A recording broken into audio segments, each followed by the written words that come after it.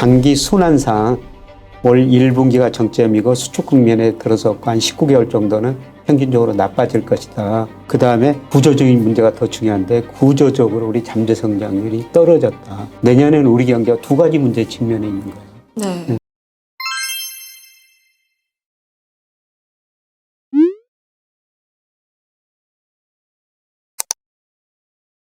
안녕하세요. 김효익의 경제스쿨 시청자 여러분. 오늘은 올해 경제 그리고 내년 경제 전망까지 알아보는 세 번째 시간입니다. 저번 시간에는 각 국가별로 경제 전망에 대해서 이야기 나눠봤어요. 이번 시간에는 한국 경제입니다. 이 영상이 아마 인기가 제일 많지 않을까라는 생각도 들어요. 네, 한국 경제 전망 어떻게 될지 궁금한데요. 일단 현재 상태는 어떤가요? 미국 경제가 상반기 마이너스 성장했는데요. 우리는 플러스 성장했습니다. 그래서 우리는 전기비로 GDP를 발표하거든요. 네. 그래서 1분기에 0.6, 2분기에 0.7% 성장했어요. 이걸 좀 미국식 연율로 따지면요. 1분기에 2.6, 2분기 2.9. 미국이 1분기 1.6, 2분기 마이너스 0.9인데 네. 미국식으로 따지면 2.6, 미국 2.9%. 우리 상반기에는 성적이 괜찮은 거예요. 그러네요. 네. 근데 이제 문제는 경기 순환 주기로 따지면은 선행지수가 작년 6월을 정점으로 계속 하락했었거든요. 이 선행지수가 하락하면 시차를 두고 모든 경제 지표들이 나빠질 수밖에 없어요. 그래서 상반기에는 그래도 좋았는데 네. 아마 하반기부터 수출 중심으로 성장률이 좀 많이 떨어질 수밖에 없다는 겁니다. 갑자기 슬퍼지는데요. 한국 경제는 괜찮았다라는 얘기 듣고서 한국 경제는 좀 괜찮은가라는 생각이 들었지만 곧 떨어질 수 있다. 자, 그러면은 앞으로의 전망에 대해서 뭐 IMF라든지 다른 곳들에서는 어떻게 보고 있나요? IMF는 올해 성장률 2.3%로 굉장히 좀 낮게 보고 있어요. 네. 그런데 상반기 이렇게 성장한 거 보면 사실 2.3% 나오기는 좀 힘듭니다. 그런데 저는 작년 말부터 올해 우리 경제 한 2.5% 성장할 것이다. 그런데 IMF 등 대부분의 전망 기관들이 작년 말에 올해 우리 경제가 3% 넘게 성장할 것이다. 그렇게 전망했는데 떨어졌네요. 이게 낮추고 있는데 IMF가 너무 빨리 낮추고 있는 것 같아요. 그러니까 전망하면서 자기 전망이 틀리면 밑으로 떨어지면 더 낮게 전망하는 경향이 있거든요. 네. 그래서 IMF 한국경제 담당자가 자기 전망치가 좀 틀리니까 수치를 너무 많이 낮췄지 않느냐. 사실 2.3% 올해는 가기는 좀 힘들어 보이고요. 네. 물론 그 4분기 가가지고 세계 경제가 급격히 어려져가지고 수출이 급격히 감소하면 이 정도 나올 수가 있는데요. 그런데 저는 올해는 그 정도는 아니다. 한 2.5% 정도 성장할 것이다. 근데 내년이 문제인데요. 내년은 IMF가 우리 경제 한 2.1%, 그 다음에 블룸버그 컨센서스를 보니까 내년 한 2.4%, 올해보다 안만하게 성장률이 둔화된다. 이렇게 전망하고 있는데요. 그런데 내년에는 제가 가지고 있는 모델은 한 1.8% 정도로 좀 다른 데 전망치보다 상당히 낮게 나오거든요. 그러네요. 이렇게 제가 보는 거는 우리 GDP 중에서 수출이 44%나 차지하고 있는데요. 지금 수출 증가세가 많이 낮아지고 있거든요. 네.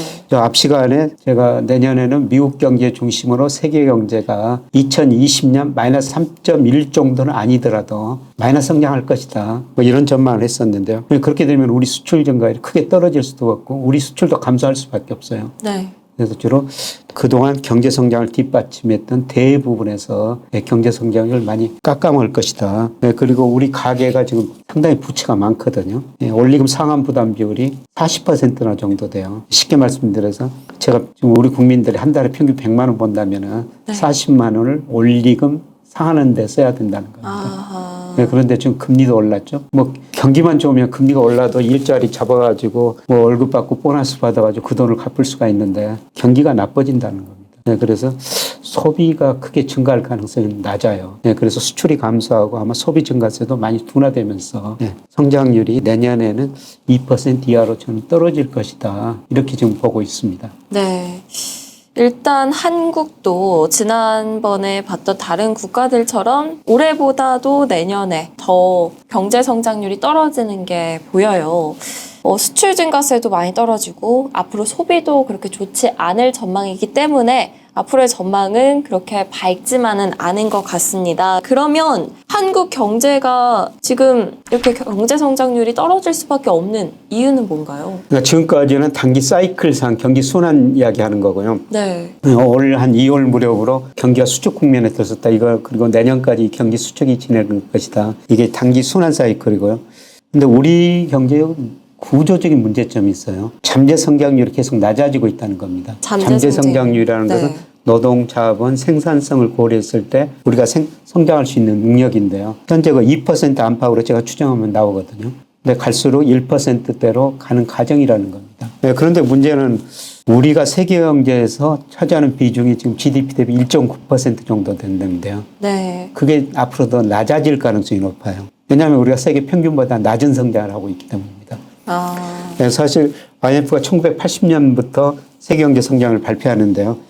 2009년 글로벌 금융위기 시점이죠. 네, 그때 1980년에서 2009년까지 세계가 평균 3.4% 성장했어요. 네. 근데 우리나라는 7.0%나 성장했거든요. 오. 세계 평균보다 한 2배 정도 성장했죠. 네, 그런데 2010년에서 작년까지 보니까 우리나라 연평균 성장률이 3.1%, 세계 평균은 3.3%, 세계 평균보다 낮은 성장을 하고 있다는 것이죠. 네.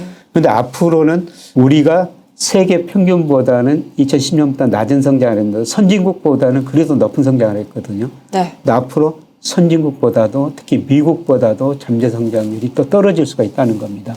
원래 선진국들이 개발도상국들보다 이 잠재 성장률이 더 낮지 않나요? 네, 낮죠. 그런데 우리나라는 선진국들보다도 더 낮아지는 거면 이건 뭐 하는 걸까요? 우리도 사실상 선진국이라고 봐야 돼요. 그렇죠. 선진국이긴 한데 뭐 1등은 아니잖아요, 사실. 그래서 선진국으로 뭐 OECD 가입했고 그러니까 우리도 선진국으로 봐야 되는데 네.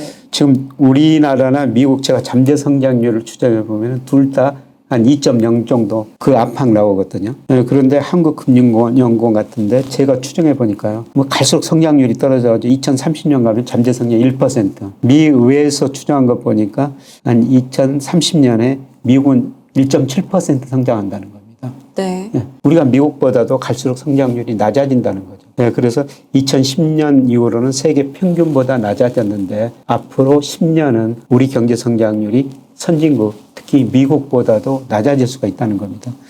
네, 그거는 가장 중요한 문제가 인구 문제예요. 잠재 성장률을 결정하는 게 노동, 자본, 생산성이죠. 네. 노동이 감소하고 있다는 겁니다. 특히 일할 수 있는 인구가 15세에서 64세 인구인데요. 이게 올해부터 0.7% 정도 감소하고 있거든요.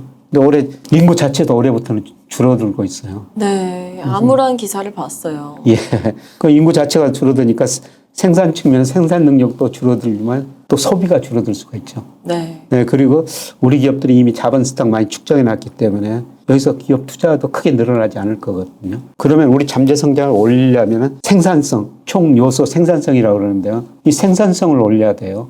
네, 그런데 생산성이라는 게 하루아침에 개선되는 건 아니거든요. 그렇죠. 많은 시간이 필요하겠죠. 많은 시간이 필요하고요. 네, 특히 우리나라에서 생산성 개선하려면은 제가 보기에는 사회적 대타협, 뭐 노사 대타협 이런 걸 통해 가지고 생산성을 개선해야 되는데요. 이게 쉽지 않거든요. 네. 그래서 지난 정부 때 그 국무총리가 각 경제단체들 전부 모여가지고 우리 사회적 대타협 한번 해보자 그랬는데 한 경제단체가 거기 안에서는 하자고 그랬는데 나와가지고 조합원들 반대 때문에 못했거든요. 그 회의가 한 번에 끝난 겁니다. 그래서 이번 정부의 가장 큰 과제는 저는 사회적 대타협, 노사 대타협 이런 건데 지금 상황 봐서는 쉽지 않을 것 같아요. 네. 지금 쉽지 않은 상황이 계속 지속되고 있는 거잖아요. 그래서 우리나라 역대 대통령 재직기간 연평균 경제성장이 계속 떨어지고 있는데요. 앞으로 5년은 잠재성장 2%로 떨어진다는 거죠. 아마 2% 평균 안팎 성장할 거예요.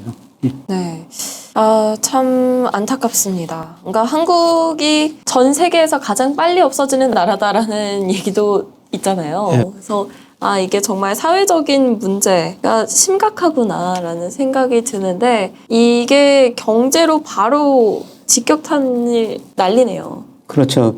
그러니까 지금 우리 경제가 제가 두 가지 측면에서 말씀드렸잖아요. 네. 단기 순환상 올 1분기가 정점이고 수축 국면에 들어섰고 한 19개월 정도는 평균적으로 나빠질 것이다. 그 다음에 구조적인 문제가 더 중요한데 구조적으로 우리 잠재 성장률이 떨어졌다. 내년에는 우리 경제가 두 가지 문제 측면에 있는 거예요. 네. 그래서 제가 참 어두운 이야기를 하고 있는데 뭐 세계 경제부터 쭉 내년에는 참 어렵다. 그런데 여러 번 반복하지만 우리가 기회로 활용해야 된다. 참 경제가 둔화된다, 뭐 침체로 간다라는 얘기는 항상 어두운 얘기여서 그러니까 좋지 않은 것처럼 느껴질 수도 있지만 어떻게 보면 정말 기다리고 있으셨던 분들께는 기회로 작용을 할 수 있는 것 같습니다. 네. 잠재 성장률이 전 세계적으로도 그렇고 우리나라도 그렇고 계속 하락한다라는 얘기를 하고 있는데요. 질문을 하나 더 드리고 싶어요. 이렇게 경제 성장률이 하락한다는 것, 이게 어떤 의미를 가지고 있는 걸까요? 첫 번째는 차별화예요. 과거 우리 경제가 10% 성장할 때는 경제 규모 파이가 굉장히 빨리 커졌기 때문에 기업들이 나눠 가지면서 같이 성장할 수가 있었거든요. 네. 근데 앞으로 잠재 성장이 2%, 1%대로 낮아질 텐데요. 경제 규모 파이가 상대적으로 커지는 게 줄어든다는 겁니다. 그걸 나눠 가져야 돼요. 그럼 경쟁력 있는 기업은 더 많이 가져가고 경쟁력 없는 기업은 시장에서 퇴출될 수밖에 없다는 거죠. 네.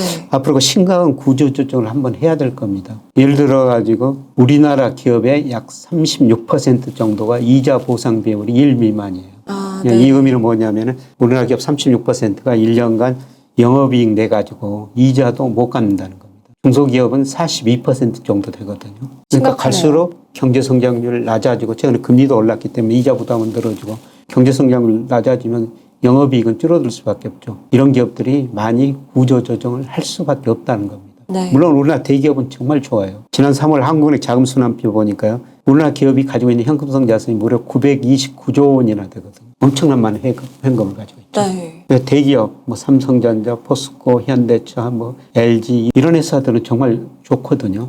그런데 나머지 회사들이 굉장히 어렵다는 겁니다. 그래서 저성장으로 갈수록 차별화가 심화될 수밖에 없고요. 그 다음에 이 저성장이라는 것은 금리에도 중요한 시사점을 주고 있습니다. 금리를 결정하는 가장 중요한 요소가 경제성장, 실질 경제성장률이거든요. 뭐 작년 올해 금리가 올랐지만 이렇게 경제성장이 떨어지면 조만간 금리 떨어질 수밖에 없어요. 이미 시장금리는 많이 떨어졌거든요. 그래서 대표 10년 국제수익률 얼마 전에 3.8%가 갔다가 3.1%까지 떨어졌죠. 우리가 구조적으로 다시 저금리 시대로 갈 수밖에 없고요. 지금 미국의 기준금리가 우리 기준금리보다 높죠. 네. 이게 일시적인 현상이 아니라 구조적인 현상이 될 수가 있다는 겁니다. 우리 잠재성장이 미국보다 낮아지니까요.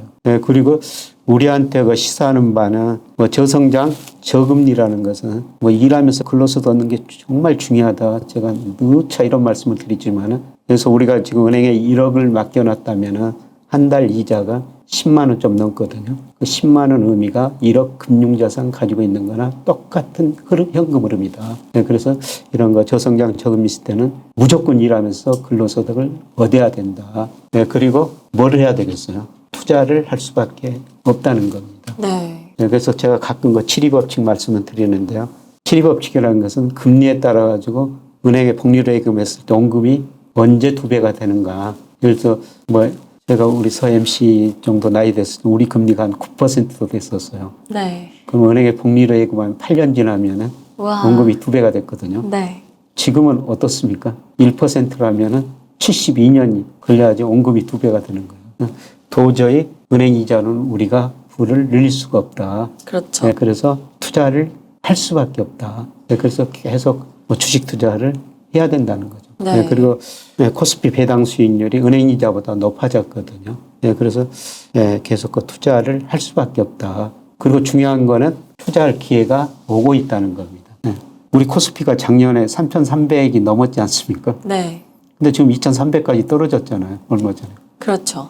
지금 제가 모든 거로 평가해 보면은 저평가됐어요. 예를 들어서 명목 GDP로 평가해 보면 한 뭐 종합주가지수가 3,000 나오니까 뭐 20% 이상 저평가됐죠. 그리고 제가 일평균 수출 금액 가지고도 가끔 주가 말씀드렸습니다만 작년에는 뭐 40% 정도 가대평가돼 있으니까 주식 비중 줄여주십시오. 그런데 최근 이거 10% 안팎 저평가 영역에 들어섰거든요.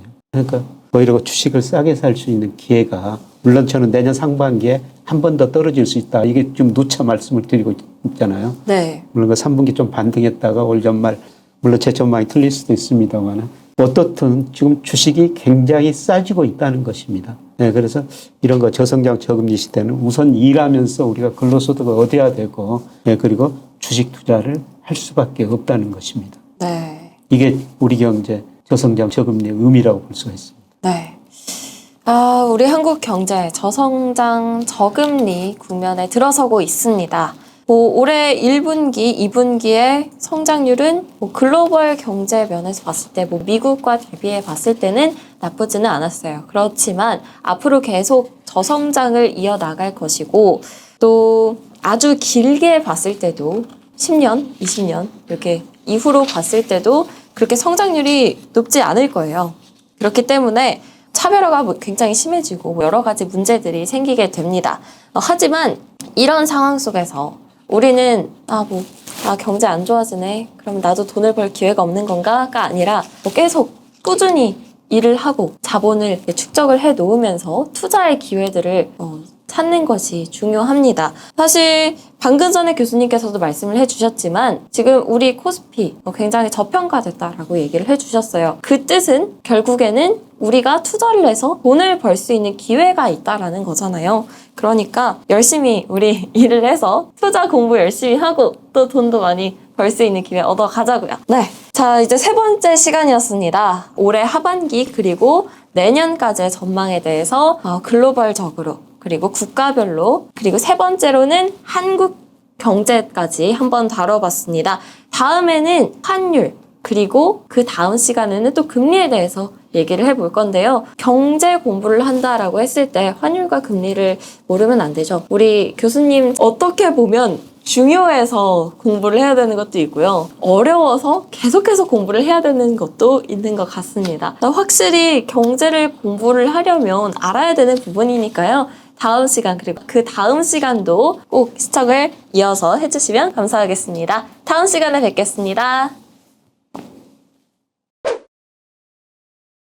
경제스쿨 애독자 여러분들, 올해 투자하기 참 어렵다는 이야기를 많이 하시는데요. 위기를 기회로 바꿀 수 있는 준비를 잘 해두신다면 지금이 바로 부를 축적해 나갈 좋은 타이밍이다. 그 타이밍을 한 번은 실패로 놓치지 않으면 하는 간절한 바람으로 같이 공부하는 투자스쿨도 열심히 준비해야 하고 있으니 투자가 어렵다고 생각하는 분들도 함께 해보셔도 좋겠습니다. 설명글을 확인해 주시고요. 그럼 여러분 모두들 늘 좋은 오늘 되시길 바랍니다. 감사합니다.